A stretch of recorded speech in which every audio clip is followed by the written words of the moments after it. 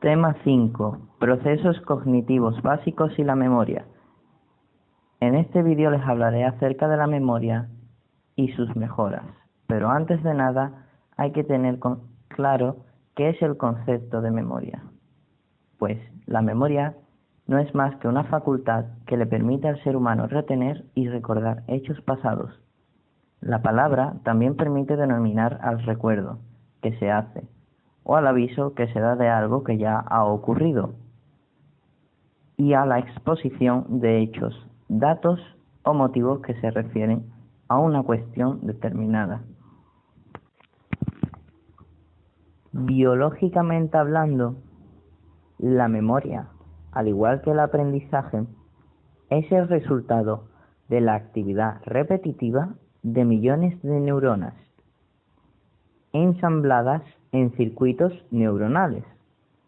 Estos circuitos se refuerzan con la práctica, pero también son sensibles a la carga emocional de las experiencias que tenemos. Es decir, una experiencia emocional intensamente negativa será recordada con un único ensayo. Lo mismo pasaría con las emociones positivas. Por ejemplo, ser víctima de un atraco o ganar la lotería, respectivamente. El reforzamiento de las conexiones sinápticas involucradas en un aprendizaje permite que lo vivido se vaya consolidando en recuerdos duraderos y, a su vez, esos conocimientos se pueden ampliar o modificar gracias a la plasticidad neuronal.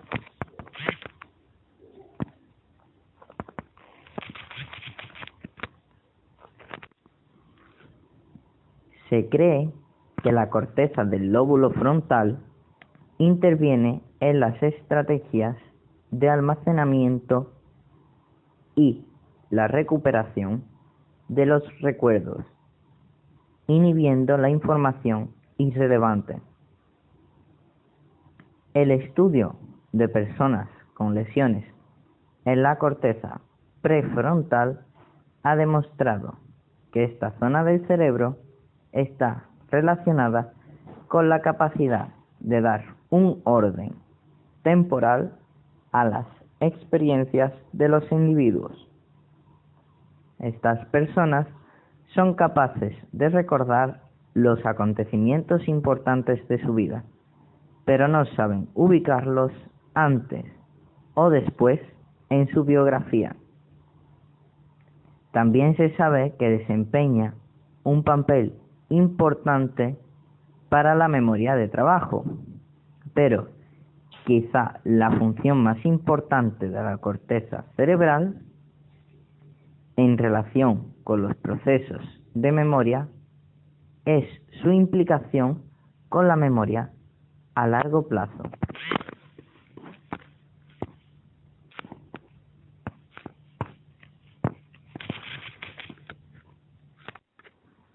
Fases de la memoria: codificación, almacenamiento y recuperación. La primera, la codificación, es el proceso en el cual se prepara la información para poder ser almacenada. En esta primera fase de la memoria, la concentración, la atención y la motivación del individuo son muy importantes. La segunda fase, el almacenamiento, consiste en retener los datos en la memoria para una utilización posterior. Y por último, la recuperación, que nos permite poder encontrar la información cuando la necesitamos, es decir, recordar.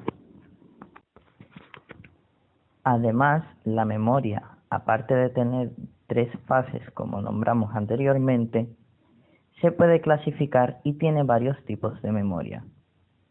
Los grupos principales son memoria sensorial, memoria a corto plazo y memoria a largo plazo. La memoria sensorial. La memoria sensorial, que nos llega a través de los sentidos, es una memoria muy breve e inmediatamente desaparece o se transmite a la memoria a corto plazo. La información amnésica permanece el tiempo necesario para que sea atendida de manera selectiva e identificada para poder procesarla posteriormente. Pero, como bien dice el título de este vídeo, que habla acerca de las mejoras para la memoria, ¿podemos mejorar nuestra memoria sensorial? Existen individuos con talentos sensoriales notoriamente destacados, que encuentran gran facilidad para percibir y discriminar estímulos a través de algunos de sus sentidos, músicos, cantadores, etc. No obstante, todos podemos mejorar nuestros diferentes tipos de memoria y capacidad sensorial trabajando con ella de forma adecuada. Si desarrollamos la capacidad de nuestros sentidos, aumentará también la eficacia memorística de los mismos. Antes de empezar a entrenar los sentidos, es importante conocer nuestras aptitudes, detectar nuestras carencias para solventarlas y reconocer nuestras virtudes para aprovecharlas. Pero, para llevar a cabo procesos de memoria sensorial, es fundamental el desarrollo de nuestra atención. Memoria a corto plazo. Cuando se ha seleccionado y atendido una información en la memoria sensorial, pasa a la memoria a corto plazo, también llamada memoria operativa o memoria de trabajo. Su capacidad es limitada y realiza dos funciones. Por un lado, mantiene información en la mente, no estando dicha información presente.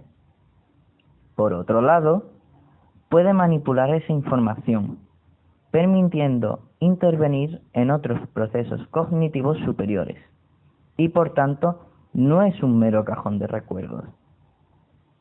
Para mejorar esta, es fundamental el buen descanso diario, al menos unas 8 horas. Prestar atención a aquello que se quiera recordar.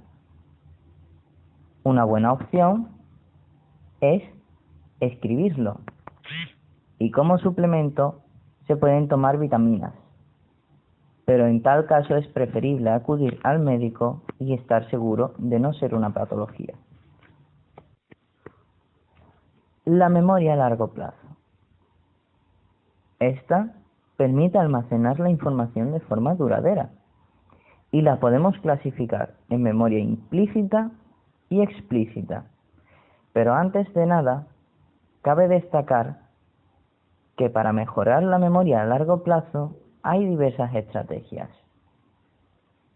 Un par de ejemplos serían enfocar la atención en lo que se está haciendo, pues la atención es uno de los principales componentes de la memoria. Para que la información pueda pasar de la memoria a corto plazo a la memoria a largo plazo, es necesario enfocarse en esta información. A la hora de estudiar o de intentar memorizar algo, es importante estar en un lugar sin distracciones, que nos permita centrar la atención. Otro consejo sería establecer sesiones de estudio regulares y no dejarlo todo para el final. Pues no se trata de educar la disciplina, sino de ayudar a nuestra mente a procesar adecuadamente la información. Se ha demostrado que los estudiantes que estudian regularmente recuerdan mucho mejor el material de estudio que los que se dedicaron sesiones maratonianas al estudio del mismo material. Retomando ambos tipos de memoria a largo plazo, estaban memoria implícita y explícita. La memoria implícita, también llamada procedimental, se almacena de manera inconsciente. Está implicada en el aprendizaje de diversas habilidades y se activa de modo automático.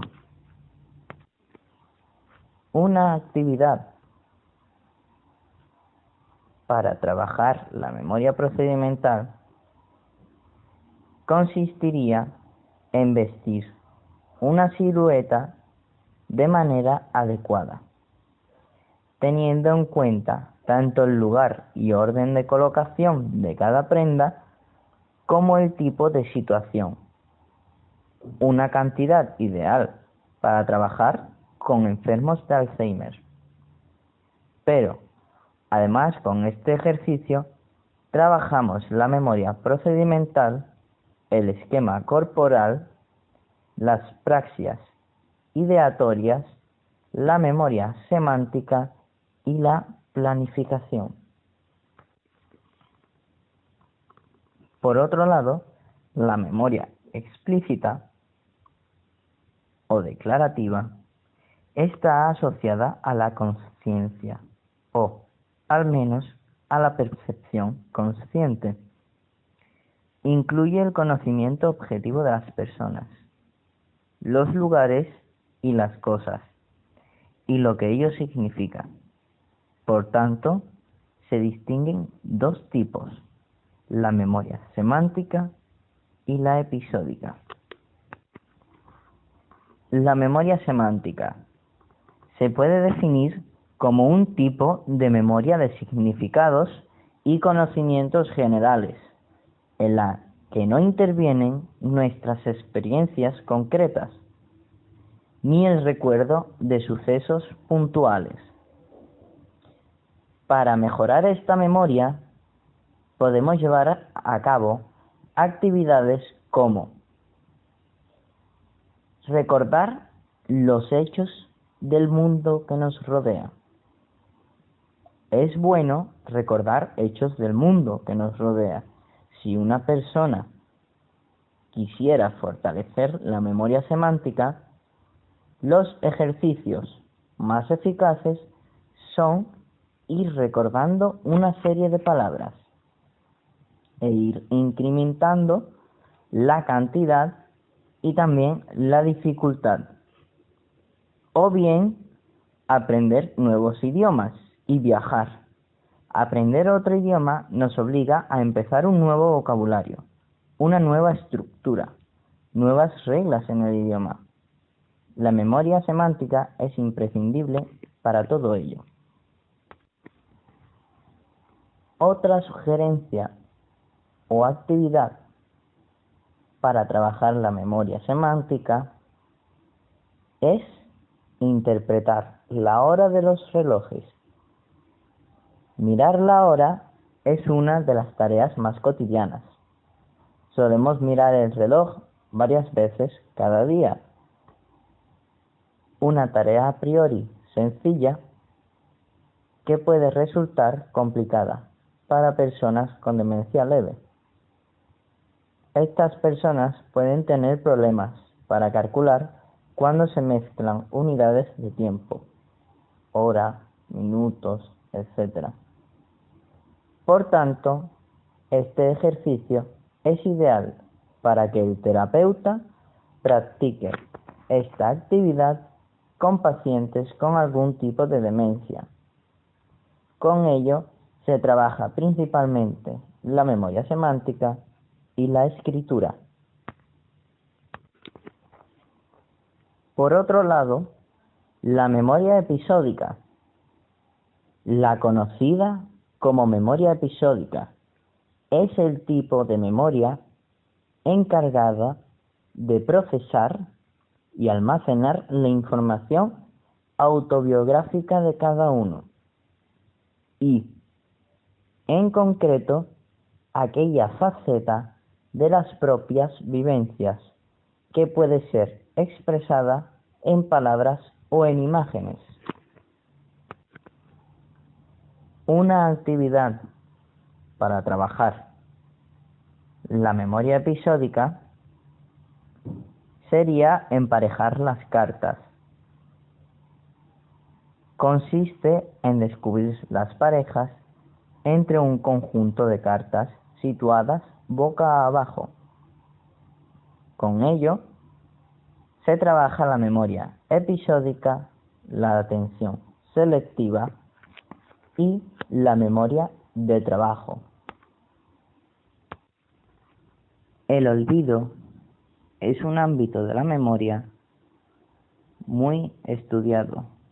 El olvido no es una pérdida de información, sino un problema para recuperarla, es decir, la incapacidad de acceder a los contenidos de la memoria. El olvido es tan importante como la memoria, ya que si recordásemos cada una de las cosas que hemos vivido y aprendido a lo largo de nuestra vida, no podríamos gestionar tal cantidad de información, lo que supondría un gasto inútil de energía. Gracias a él, se priorizan los contenidos que más utilizamos en un determinado momento. Para los psicoanalistas, el olvido es un mecanismo psicológico de defensa. Según esta escuela, olvidamos la información con la que no podemos vivir porque es demasiado dolorosa o perturbadora. Paradójicamente, en el trastorno por estrés postraumático sucede lo contrario. Las personas que lo padecen han vivido experiencias muy traumáticas que no pueden dejar de recordar. Los recuerdos y las emociones asociadas a ello se recuperan constantemente y en la misma intensidad. El problema se agrava cuando el malestar se generaliza a cualquier otro estímulo que recuerde la tragedia vivida, lo que impide que la persona lleve su vida con normalidad. Por desgracia, al igual que en cualquier tema biológico, humano, etc., en la memoria también hay distorsiones, enfermedades y alteraciones. Entre ellas hay una muy conocida por malas circunstancias de la vida, como es el Alzheimer. La enfermedad del Alzheimer es una forma de demencia caracterizada por un deterioro gradual de la memoria y de la personalidad. Al inicio de la enfermedad, las personas se olvidan de acontecimientos recientes, de nombres de personas o de lugares, olvidan citas o no pagan las facturas. En la segunda fase, el habla se hace más incongruente y repetitiva. Su vocabulario es más limitado y a veces despectivo. Mezclan palabras con frecuencia, etc. En la tercera fase, la pérdida de memoria es muy grave e incapacitante, ya que no son capaces de ocuparse de sus necesidades básicas, diarias. No pueden conducir ni viajar en autobús. En la cuarta fase, los pacientes requieren recibir atención constante. No reconocen a sus seres queridos. Se vuelven irascibles o paranoicos. No comprenden una explicación, balbucean, repiten palabras, etc. De las distorsiones de la memoria se pueden destacar, entre otras, factores como el tiempo. La memoria se debilita con el paso de los años. La distracción. Los fallos de la memoria por distracción se producen porque estamos preocupados, entre otros asuntos, y no atendemos a lo que debemos recordar. El bloqueo es una búsqueda de información frustrada. Los casos más propensos y conocidos de alteraciones son los diversos tipos de amnesias, como por ejemplo amnesia anterógrada o de fijación, que es la incapacidad para adquirir nueva información y recordar los sucesos después de una lesión cerebral o un desorden degenerativo, como la enfermedad de Alzheimer. Amnesia retrógrada es la incapacidad de recordar el pasado, los acontecimientos que han ocurrido antes de la lesión cerebral. Para mejorar la memoria en sí, hay sugerencias como la práctica, el estudio y la repetición de aquello que queramos recordar. El tiempo. Si la práctica se alarga en el tiempo, la memoria generada es más fuerte y más fácil de recordar. El esfuerzo. Cuanto más trabajo se dedique a la elaboración de un tema, mejor lo recordaremos. Claves. Asociar datos concretos, del cual queremos acordarnos, hará más fácil la recuperación de los datos. E incluso mnemotecnias verbales como las rimas. Nuestro cerebro reacciona ante las palabras que riman, facilitando su asociación y recuperación. Las melodías. Si le ponemos música a un texto que queremos recordar, nos será más sencillo al acordarnos del estribillo. Las metáforas. Los refranes nos ayudan a concentrar mucha información. O las narraciones. Es más fácil memorizar algo si creamos un texto con esas palabras.